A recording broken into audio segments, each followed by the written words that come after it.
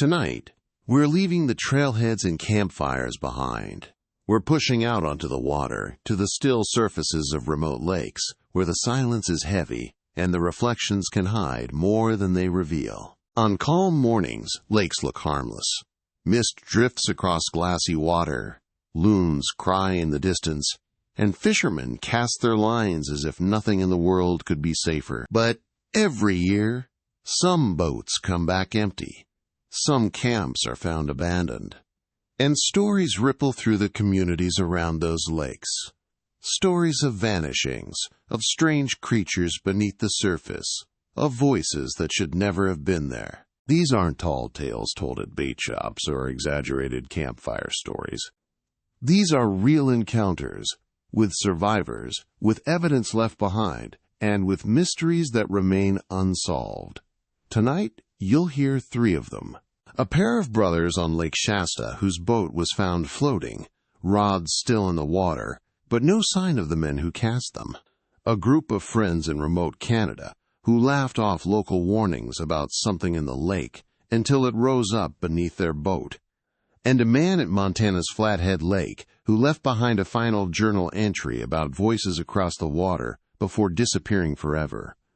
3 fishing trips, 3 encounters, 3 stories that will change the way you look at a lake's calm surface. So settle in, because sometimes the scariest part of a fishing trip isn't what you catch, it's what you never see coming. Nowhere does that feel more chilling than Lake Shasta in Northern California. Known for its deep waters, hidden coves, and sudden storms, it's a favorite spot for locals. And the place where 2 brothers launched a weekend fishing trip that should have been ordinary. Instead, their boat came back alone. Case 1. The empty boat. Disappearance on Shasta Lake. Lake Shasta in Northern California is one of those places that looks deceptively calm. 4 rivers feed into it, winding through mountains and canyons, creating a reservoir so vast that it can feel like an inland sea.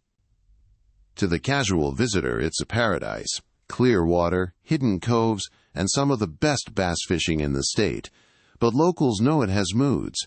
Fog that creeps in like smoke. Sudden winds that whip the water into whitecaps. And currents under the surface that don't always follow the rules. It was a place the Miller brothers thought they knew like the back of their hands. David was 29, his younger brother Mark just 24. They'd been fishing Shasta since they were teenagers. First with their father, later on their own. The lake was practically part of their identity. They were known around town as the Shasta Boys, the ones who always came back with a cooler full of trout or striped bass. That summer, they planned a simple weekend getaway. Just 2 brothers, their aluminum fishing boat, and a couple of nights camping along the shore. They left early Friday morning, waving to neighbors who saw them towing the boat out of town. Spirits were high. Both had been working long hours, and the trip was meant to be a reset. At the marina, though, there were warnings. Older fishermen sipping coffee on the dock mentioned a storm system pushing in from the Pacific. Rangers had already put up notices. Rapid weather changes expected. Strong winds and fog possible. There were also whispers about whirlpools forming in some of the coves when the lake's water levels dropped. David shrugged it off. "We've seen it all before. We'll be back with dinner." Mark laughed and loaded the cooler. By late afternoon, their boat was seen moving steadily across the open water. A friend who passed them in another vessel later recalled them smiling and waving, rods already set, lines in the water. Then the fog rolled in. Fishermen who stayed on the lake that night said it was like a curtain dropped all at once. 1 minute, you could see the shoreline. The next, it was gone. A damp, choking gray pressed down on the water, swallowing sound and light alike. Another boat in the area swears they saw the Miller brothers' lantern flicker once, far across the fog. Then, nothing. The light vanished as if someone had blown out a candle. By Saturday morning, when the brothers didn't show up to meet a friend as planned, concern set in. Calls went unanswered. By evening, when they still hadn't returned, family members contacted the sheriff's office. The search began. On Sunday, rangers found the boat. It was drifting at a wide, calm stretch of the lake, about half a mile from shore. At first glance, it looked perfectly normal. The lines were still in the water, rods carefully propped against the sides. The cooler sat unopened, full of sandwiches and beer. Life jackets were inside the boat, not worn. The motor was in neutral, fuel still in the tank. But there was no sign of David or Mark. Divers scoured the area, descending into the cold, dark water. Visibility was poor, just a few feet at best, and the bottom dropped off into trenches too deep to cover fully. Hours turned into days. Search dogs were brought to the shoreline. Helicopters circled above. Nothing.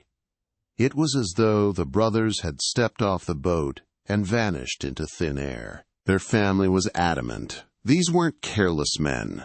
Both were strong swimmers. Both had years of experience on Shasta. They knew the dangers, knew how to handle a boat, knew never to fish without caution. For them to vanish so completely didn't make sense. Rumors swirled. Some whispered about whirlpools pulling them under, holding their bodies in underwater caverns. Others suggested a freak accident. One brother falling in, the other trying to save him. Both lost before they could grab a life jacket. A darker theory circulated, too, that something in the lake, something not natural, had taken them. After all, theirs wasn't the first disappearance at Shasta. Weeks passed. The lake kept its silence. No bodies surfaced. No belongings washed up on shore. The case remains unsolved to this day. The Miller brothers' story has since become a cautionary tale around Shasta Lake. Locals point to it when they tell newcomers not to ignore warnings about the fog or the currents. And every so often, someone fishing at dusk swears they see a light flicker across the water, a lantern glow that vanishes before you can be sure it was ever there. The message is clear. At Shasta Lake, overconfidence can be as deadly as the storm itself. And sometimes, the water keeps its secrets. Case 2. The Creature Beneath, Canada's remote lake horror. It's a place where roads give way to logging tracks, where cell service dies in your pocket, and where silence isn't empty. It's alive, full of sounds you can't always place. Out here, every lake has a story. Some are about trophy pike as long as your arm. Others are about things better left unspoken. For a group of 4 friends in their mid-20s, that wilderness was supposed to be an escape. They were all born and raised in Winnipeg. City kids with a love for fishing weekends. They'd already worked their way through every easy-to-reach lake in Manitoba. This time, though, they wanted something more remote, something untouched. So they picked a lake marked on a map, but not mentioned in any of the guidebooks. A single cabin sat on its shore, abandoned for years but still standing. To them it sounded perfect. No crowds, no tourists, no distractions. The trip started with laughter. The long drive up was filled with jokes, country music on the radio, and talk about who would land the biggest fish. But when they stopped at the last gas station before turning off onto the logging road, the mood shifted. The man behind the counter, a local, grizzled with the look of someone who'd spent more time in the bush than in town, noticed their rods and bait buckets. "You boys heading to the lake?" he asked. They told him the name. The man paused. He shook his head slowly. "Strange things in that water," he muttered. "Not just fish. You hear things at night. Things that don't sound right." One of the friends chuckled. "You mean lake monsters?" The man didn't smile. He just said, "You'll see." The group laughed it off, piling back into the truck. To them, it was just local folklore. Every small town had stories. Every lake had a legend. By late afternoon, they reached the cabin.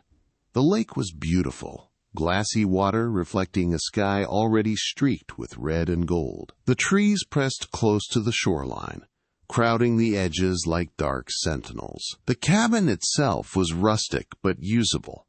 its deck creaking under their boots as they hauled in gear. They cracked beers, set up camp, and congratulated themselves on finding the perfect fishing hideaway. It wasn't until dusk that things began to feel off.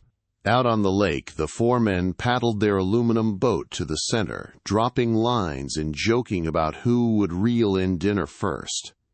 For a while, everything was normal. The sun dipped low, shadows stretched across the water. Then came the splash. It was too big for a fish, too heavy, a deep, resonant plunk that made them all glance at each other. "Beaver?" one suggested, but the sound had come from the middle of the lake, where beavers didn't go. Minutes later, something thumped against the underside of the boat. Not a gentle nudge, but a hard bump that rocked them sideways. One man cursed and grabbed the gunwale. "Log," he muttered.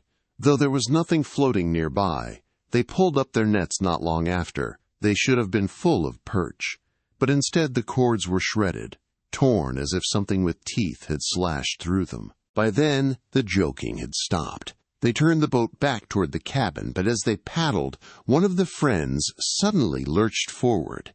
His rod bent, lines screaming out.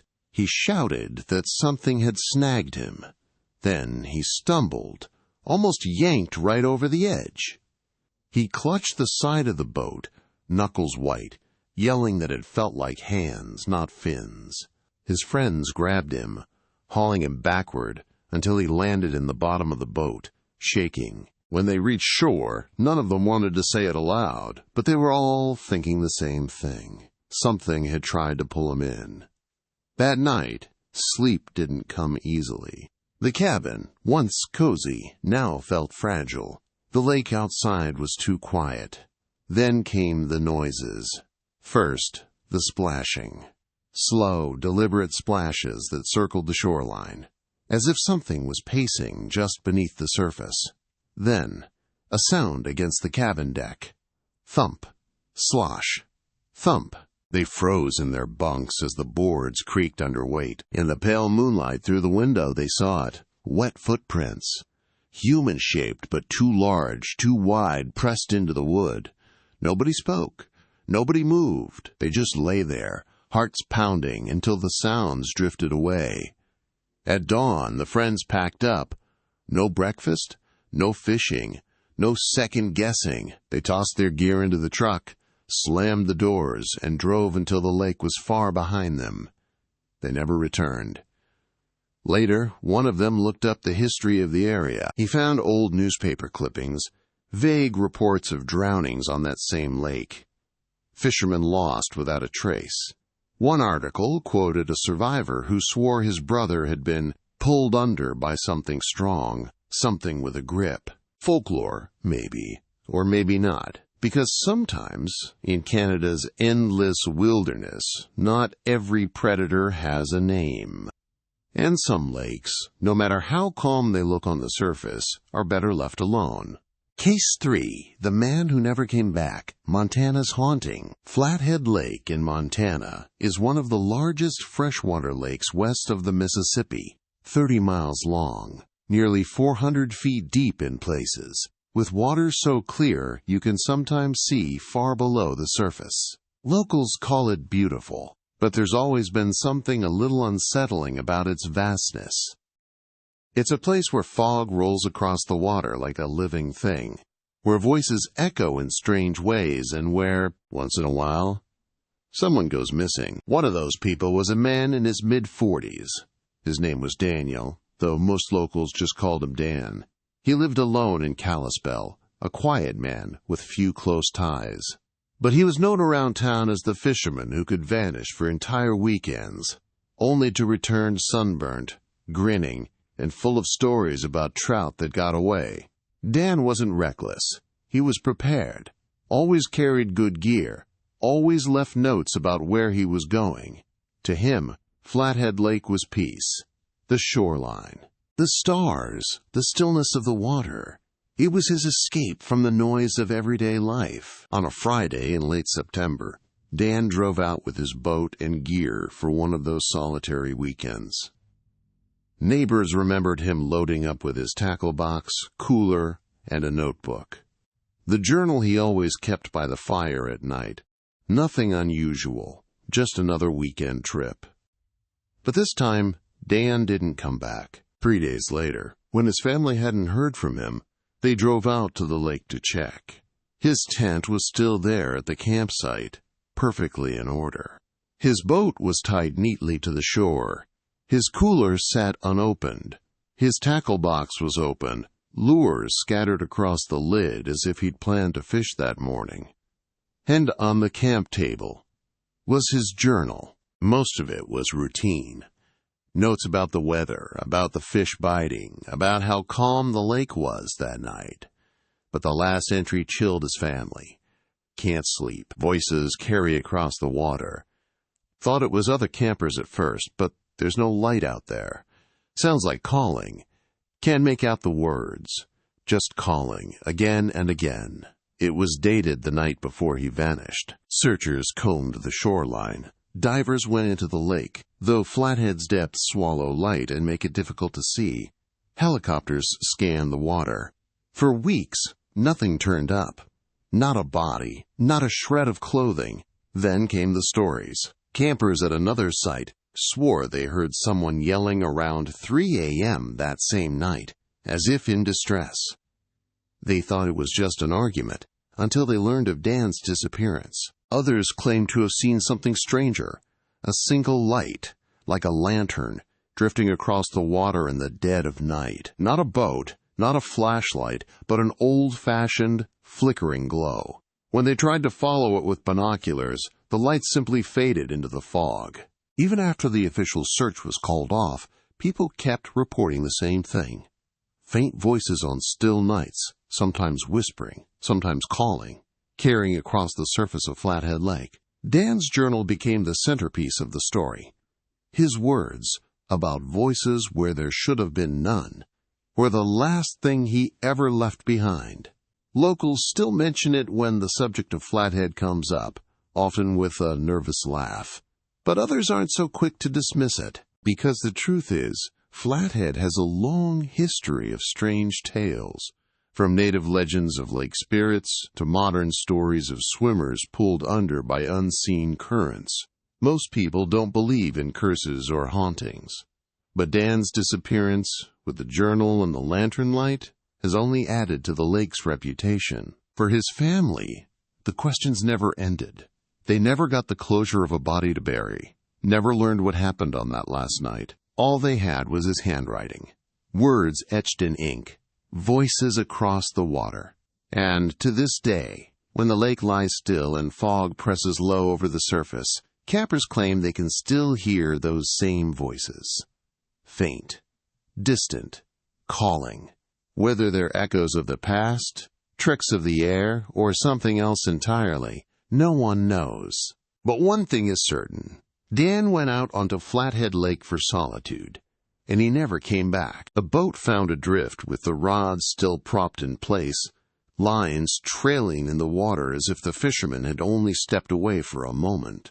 A cabin in the wilderness circled at night, the deck marked by wet footprints that no one could explain. A journal ending not with a goodbye, but with a single haunting note about voices drifting across the water. These aren't campfire tales made up to scare children. They're true cases, stories told by families still waiting for answers, by rangers who searched and found nothing, and by survivors who left the water behind but never forgot what happened there. And the thread tying them together is always the same. Lakes that look calm, inviting, even ordinary, until something shifts, a fog that rolls in too quickly, a shadow under the surface that's too big, too close, a sound that carries across the water when no one should be out there at all. That's why these stories stay with us. Because on land, danger usually makes itself known. A storm, a predator, a cliff edge you can see. But on the water, it's different. The real danger is often invisible until it's already too late. So the next time you cast a line on a quiet lake, remember this. You never really know what's under the surface or who might be watching from the shore.